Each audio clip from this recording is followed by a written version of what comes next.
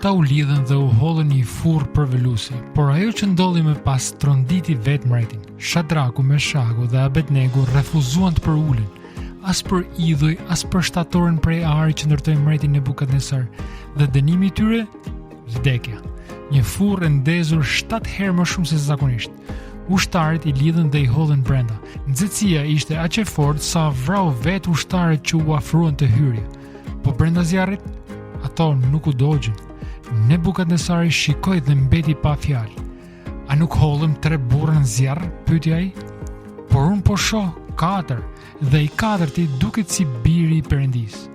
Zoti nuk ndaloi zjarrin, ai hyri bashkë me ta në të. Dhe kur ata dolën jashtë, as edhe një fije floku nuk ishte djegur. Rrobat e tyre nuk ishin dëmtuar. Ata nuk kishin as erë tymi, një mrekulli, një mesazh i qartë. Kur ti qëndron për Zotin, Zoti qëndron me ty edhe në zjarr. A ke ndjerë ndonjëherë Zotin pranë në momentet më të vështira të jetës tënde? Ndaje mendimin tënd në komentin më poshtë. Zoti të bekoft.